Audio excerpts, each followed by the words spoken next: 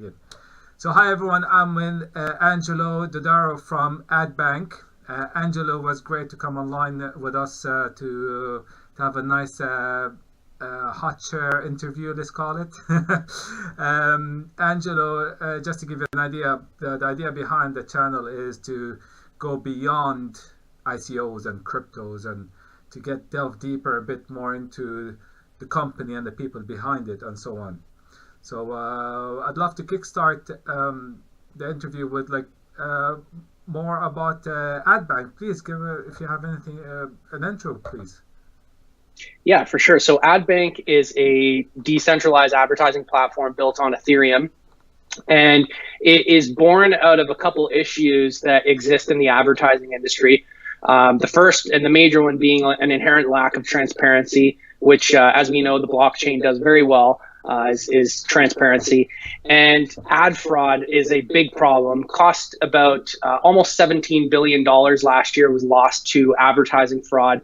It's the second most profitable source of income for organized crime after drugs.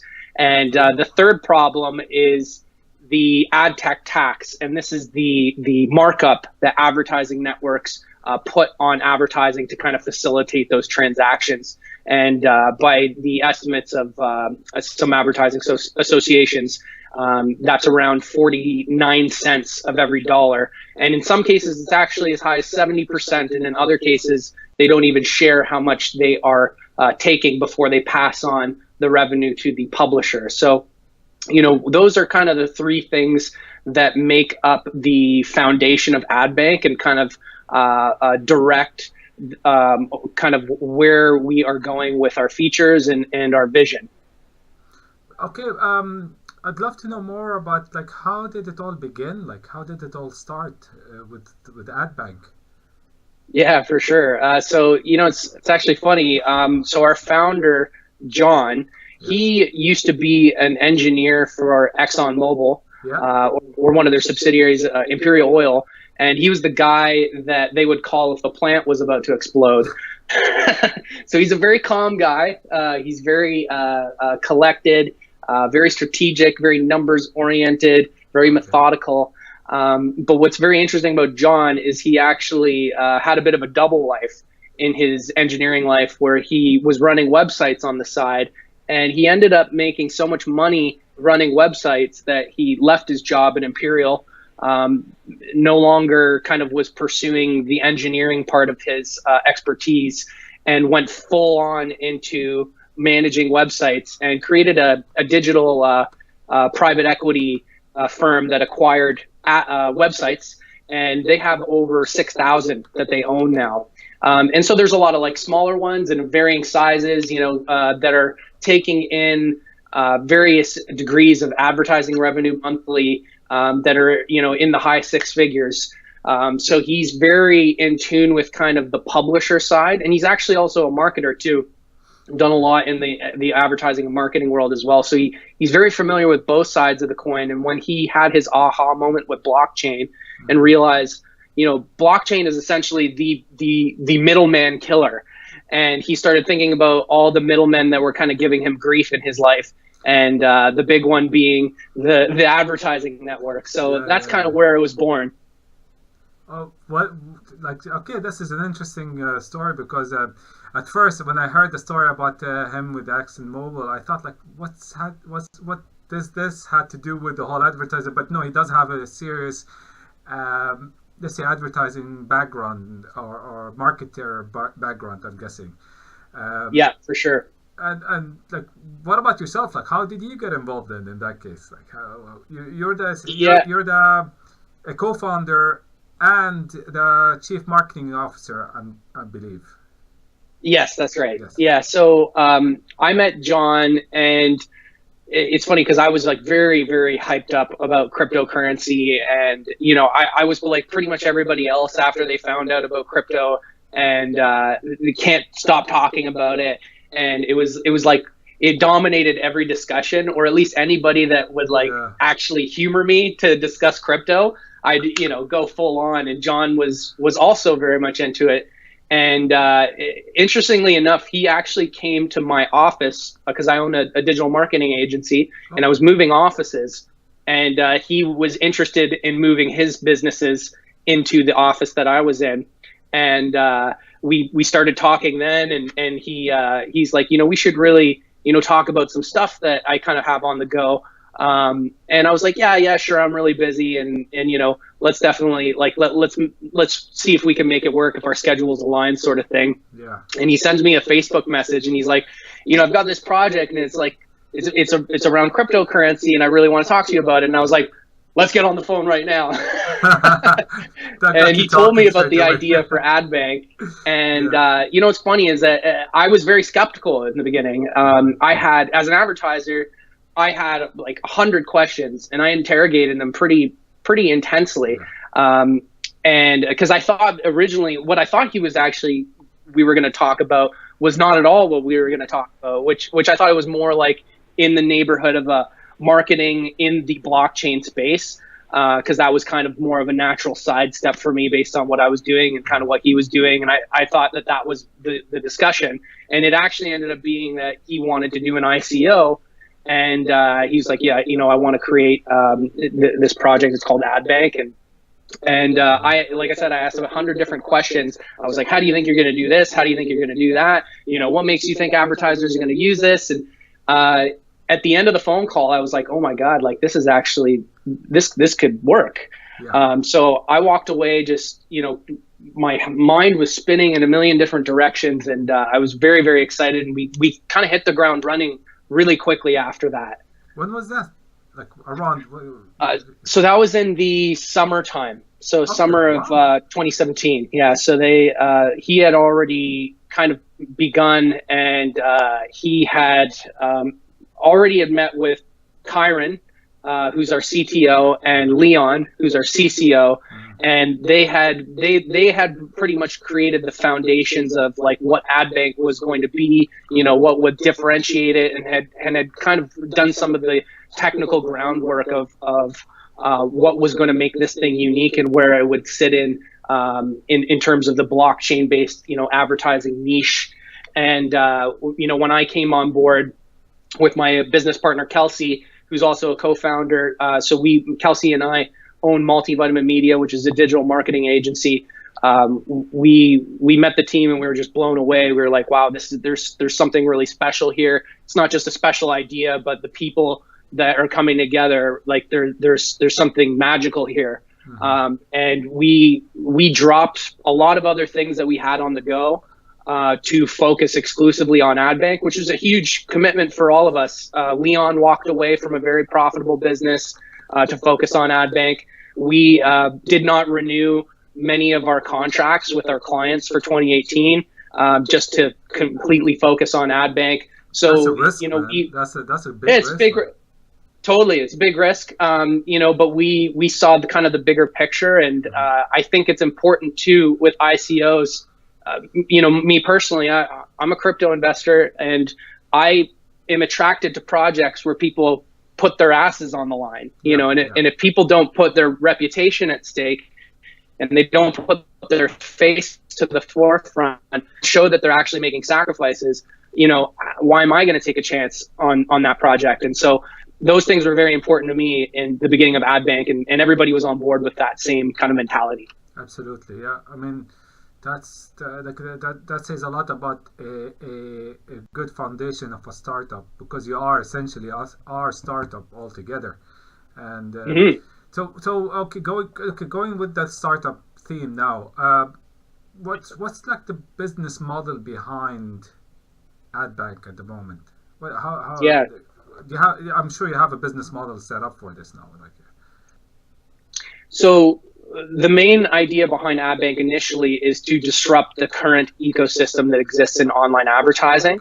And we're changing kind of the business model from really profiting on control, like the current digital ad networks do, so that you can't access their data. You can't actually audit to find out how much of your traffic is fraudulent and how much of it is actually driven by humans.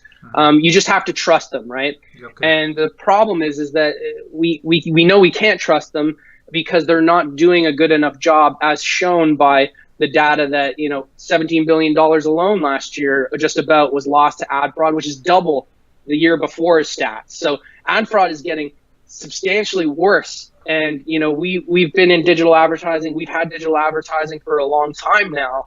And so there's a lot that needs to change there. And so we're using the ICO and really the token-based economy to kind of flip the business model on its head. We're not saying we want to profit off of marking up the price to use the ad network, or the ad tech tax as it's known as. We are token holders as well as Adbank. So we are aligning our incentives with the key stakeholders, the advertisers and the publishers. And right now in the current framework, that's not happening. So we see that being a very disruptive model that will force innovation into this industry that is really starving for it. And it's overly monopolized by, a couple large parties that are consuming, most of the revenue that exists in digital advertising. So, in terms of how we'll make money, we actually will run the network itself at 0% or as close to 0% net profit as possible. And so we're kind of changing the dynamic from the advertising network being the gatekeeper to being more of like the custodians of the network. Okay. So obviously we still have to maintain it, and there's costs associated with that. Would it be more of like a subscription basis maybe in the future when the publishers or the advertisers decide to jump on board, or is it going to be like maybe for a better word, like a percentage of usage or something like that? Yeah, so basically initially we want to focus on really returning more value to the stakeholders that are bringing that are keeping this ecosystem alive. When you think about the publishers, they have the audience, right? And then the advertisers have the money. Yeah. And they have no power in this ecosystem that exists today. And we see a huge benefit and upside to shifting that and putting more power back into the publisher and the advertiser's hand by paying publishers more money for the same impressions while charging advertisers less. And that alone is a huge value proposition that would be very disruptive. You just beat me to the next question, which is I was going to say, like, so that's pretty much your value proposition. Yeah, for sure. Yeah. So that, and when you think about that, the incentive for us to attack the ad fraud problem in a major way is heightened because we are fully transparent on our network. So if anybody wants to see how good of a job we're doing, it's all there on the blockchain. And I think that's, that alone is going to make such huge positive shifts in this industry that is so desperately needed. Now, in terms of, just to circle back quickly to your question, how are we going to make money?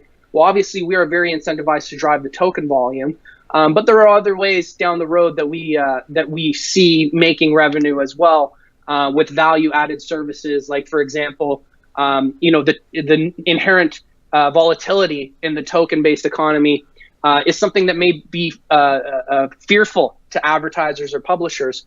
So we will give them the opportunity to actually peg the value of the token to the US dollar, okay, to kind of circumvent that volatility to an extent, and we will absorb more of that risk. And for that, we'll charge a higher fee, which will still be substantially less than what they would be used to paying from a traditional network. So it's a win-win in that situation, and it would operate in the sense of like a variable versus a fixed rate mortgage. That would be a good way to kind of compare it to something else. And that's one way that we'll be able to make money. But as we know in this new era, big data is the new gold, unless you count Bitcoin. But so there's a lot of opportunities to make money within that space as well that we're looking into. But really the main thing initially is to return more value to the publishers while charging less to the advertisers, and aligning our incentives with the token holders, which really is just a game changer in and of itself. because I'm working with a company at the moment. They're called Bitcoin Marketing Team, and part of my job is media buying. But that's new to me, by the way. Media buying. I mean, this is just a recent thing they gave me a responsibility to work on, and I see where you're coming with this, because one of the hardest things is finding the right information to be able to get our clients, who are the advertising clients, to put to allocate the right publishing venues for them, and it's quite a hectic way to go about it. Which quite. I'm interested also on your MVP side. Or do you have one actually? Is there anyone you could play around with at the moment? Do you have any programs or platforms we could as a user or a client can play with?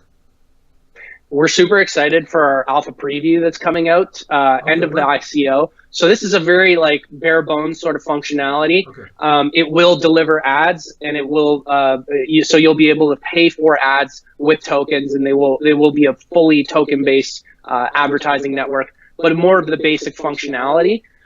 So we have our larger beta that will be ready in Q2 of this year. So we'll be moving very, very quickly post ICO, and have already really laid the groundwork there, and have a really cool kind of some sneak peeks as to what our prototype is going to look like. And really, when we kind of compare the tool that we're creating with existing tools, there is actually a lot that's very good about existing digital advertising tools. And so we don't really want to throw the baby out with the bathwater, so to speak. The problem really exists in the lack of transparency, the high middleman tax, the ad tech tax, and the lack of incentive to solve ad fraud. And so really the innovation kind of comes there. And that's kind of where our platform tools come into play. So we're actually platform agnostic, which means we will have an open API that existing ad tech will be able to tap into. And so we have our patent pending anti-fraud AI. We want that to be a tool that existing networks can leverage to bring the benefits of the blockchain in a way that doesn't break the bank, because tackling fraud in the traditional ecosystem of advertising is very costly. It just means hiring more people, and really, when you grade your own homework, what's the ultimate benefit of that if nobody actually sees what's really happening behind the scenes? So we see kind of a world in the future where not just one ad network or a couple ad networks dominate everything, and nor do I think that is good for the advertising industry. So that's why the platform tools is a really big part of what we're doing. We want to create the tools of the future of advertising, and that will be fueled by the Adbank token. Perfect. Like you just touched up also on one of the questions, some of the questions I already had, like the challenges that people are facing, and maybe which is quite interesting. That's so true. And any challenges yourselves as Adbank are you facing at the moment? What do you foresee the challenges could be for the future of Adbank? And do you think do you already have anything in existence that you managed to you had challenged and you found a solution for you? Yeah, so that's a really good question. And I think one of the big problems that any new ad tech that is trying to create a new advertising network faces is this chicken or the egg problem. Why would publishers come on to a new ad network if there isn't advertisers? Why will advertisers use it if there isn't publishers? And so part of our solution to that problem is using a large part of the ICO funds to actually purchase and acquire existing profitable digital ad networks and convert them to our tech. So we kind of have a built-in acquisition strategy with the ICO funds, which is very different than other ICOs.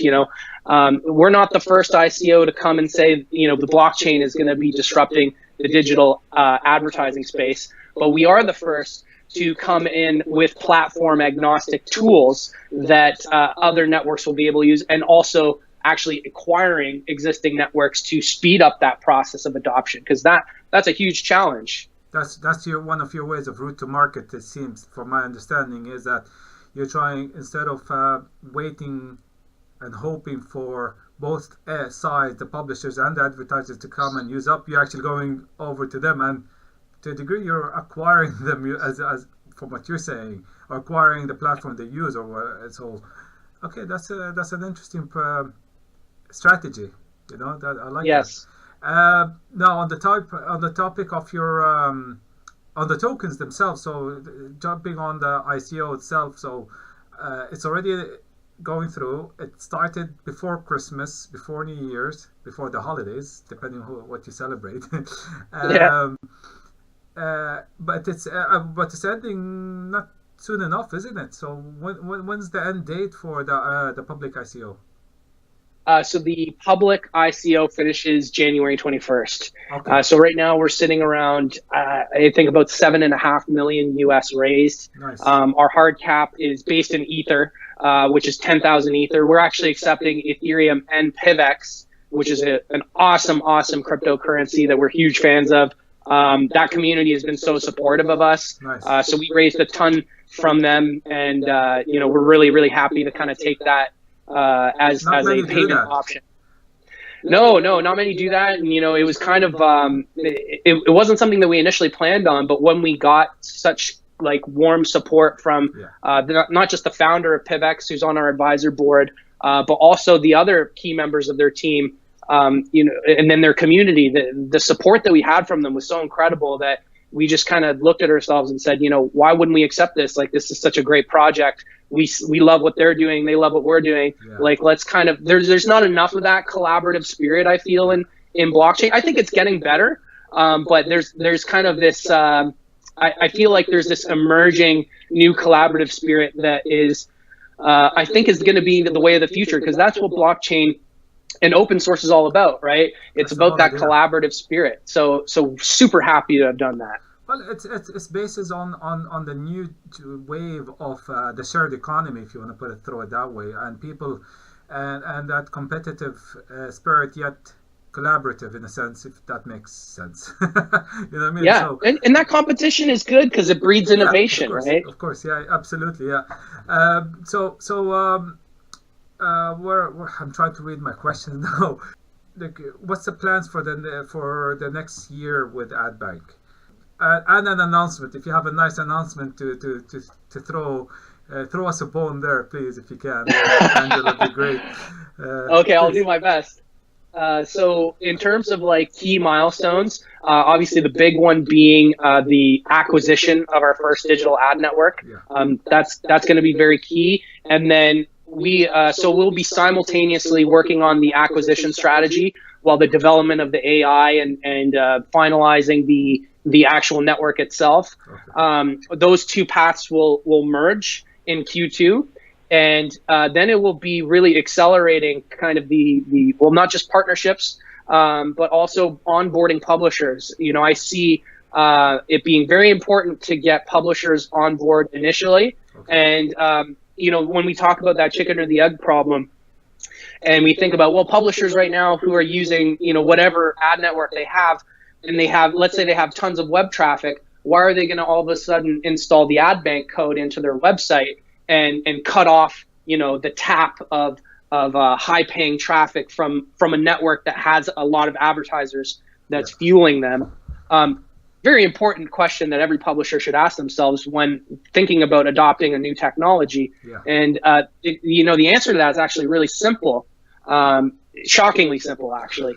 So we will, in the Adbank platform, they will be able to insert the code of their existing ad network into our tool, and then they will insert the Adbank code into their publishing website. Wherever they normally have their banner ads, they'll replace them with the Adbank code. So if they aren't getting enough impressions from Adbank, we will actually show their existing ad network code so that they're not losing out. So they're only using Adbank when they're making more with Adbank, and when they're not, they're using what they're used to using. And we see that as being a very key transitional tool. So when we talk about a milestone, for me personally, I'd like to see, our first 1,000 publishers very soon. I don't have a fixed date, but I would say by at least Q3, we'd like to have 1,000 publishers that have that code pre-installed on their website, so that we have a very strong proposition to advertisers that come on, knowing that they're not coming to an empty party, you know? So in terms of or partnership announcements, you know, a really exciting one that we actually haven't publicly announced, so I'll do it here, is with Influensive.com. They have millions of hits a month. Wow. A very, very awesome entrepreneur-focused news site. They have great content. So if you like things like entrepreneur.com or inc.com, this is very much up your alley. Okay. One we have announced is Collective Evolution, which is the world's largest conscious media site. They get more traffic than Vice.com and are very huge in their particular niche. So super excited because they're a very good example of a publisher that has suffered from the monopoly, or I should say not a monopoly, but close to a monopoly that exists in the digital ad space. And they've kind of been at the mercy of tools like Facebook that are limiting the organic reach that they used to get, you know, in the golden era of Facebook, as I call it, you know, when you would post on your Facebook page and like, you know, 60% of your fans would actually see the post and you didn't have to pay for ads to boost it and all that. Those days are gone. You know, pages with multi-millions of fans, their fans want to see their content. They can't see their content. So, you know, they're struggling to generate traffic, and that traffic generates advertising revenue. And it's kind of this really unfortunately broken system that frustrates me because, you know, I'm a content creator too. I'm an artist. I have, you know, a background in creative, and that kind of fused paths with my advertising career, and that's kind of the basis of kind of how I do what I do. Yeah. And so I'm very like I have a lot of sympathy for publishers that struggle because they, you know, you're a publisher, right? You make content that serves a lot of people, right? And you need to be properly compensated for that.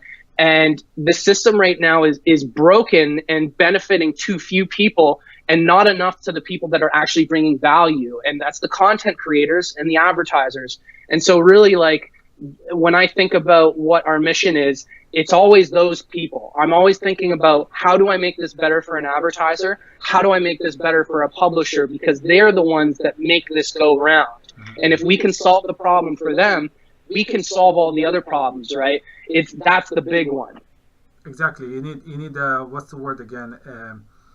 Like the first, you know, the early adopters. Once they do, and you could prove it, then you could go on and showcase to the rest of the world how successful it is, and then you could move on from there, and then it just like a domino effect just keeps. It's like the wave just keeps going. I always ask two more questions. Usually, I leave that to the end. What's your advice for anyone who's just started to know more about blockchain and would love to get into the ecosystem? From your experience, do you have that one tip of an advice you'd like to give to them, or make them aware of before they get into that rabbit hole that that I've been through myself? Oh yeah, it's deep. That rabbit hole. Yes, yeah, deep. Absolutely. You know, I love that question so much because Bitcoin came onto my radar years ago. Yeah. And I didn't take it seriously because I didn't spend the time to realize what made it special. And when I took that time and it dawned on me, well, the blockchain is what makes this trustworthy, or really trustless. Yes. We don't need to trust anybody. And that's the revolutionary concept that takes some time to get your head around. And I would say, you know, to anybody that is beginning their journey in cryptocurrencies or in blockchain, take some time to just Google and YouTube every possible video to get that explanation that makes sense to you. Yeah. It took me, and don't be upset if it takes you like 20 videos before you know, what is blockchain? What is block? You may need to get it explained to you in enough different ways before it clicks in. Yes. And for me, I was so frustrated because I'm used to being a very fast learner. And it's very strange for me to find myself so into the weeds and having no idea what's going on. Yeah. And so it just made me want to learn more. And I think when you get to that point where you realize the blockchain, it removes that need to trust somebody. It removes that need for a trust agent. And then you start to think about, well, where are all those middlemen or trust agents that exist today that are, you know, that stepping stone between me here, what I want there, and there's always somebody here, right? And when you realize how blockchain can solve that problem, it's a world-changing concept. Yeah. Like, the world will never be the same again. Absolutely. I mean, that's it. It's moving. It's an evolution in technology, not just digital, but just in general technology. And it's that's it. There's no turning back. No, and so you owe it to yourself. Anybody that's watching this, you owe it to yourself to figure out what this is all about, because it is not going away. No. And we may see different incarnations of it. You know, who knows what happens to the price of Bitcoin or whatever. None of that truthfully matters when you consider the grand scheme of what's actually unfolding here. Yeah. It is massive. And when you have that aha moment, you know, you'll never look back. So I hope that there's an answer in there. That's kind of my journey, because like the way you explained it is exactly how everyone feels when after they get to know, and after you reach a moment, the moment you go, now I get it, like, you know, like and because it's just once you get into it and you jump in deep end. That's the best way to explain it, to learn it and get to more. And the ecosystem is amazing. Like, everyone's, like, even the people, everyone's helpful. It reminds me, I mean, this is so cliche to say, but it reminds me of the internet back in the 90s. You know, I mean, totally. Yeah. It's not even cliche. You're bang on. Like, that's exactly what it is. This is as big as the internet. Yeah. And when people realize that, you know, the sooner we can move to a bigger, better era of humanity. Like, this is bigger than finance. This is bigger than tech. Like, this is game-changing stuff. Absolutely. That will affect every area of our lives. It'll affect supply chain. It's going to affect political systems eventually. Like, this is huge. Yeah. So, one last thing. Have you been to Ireland before, Angelo? I have not, but I am dying to go. So when I come, pints. Oh, absolutely. Guinness, the works, everything, you know, like Irish stew, the works. I'll make sure of that. Perfect. Awesome. Angelo, thank you so much for coming online and going on my channel. And I hope best of luck with everything. And hopefully all works well for you. And thank you for answering all my questions there. I hope everyone enjoys this episode of Beyond Crypto. And we'll catch up soon. Thanks. Thanks a lot, Rick.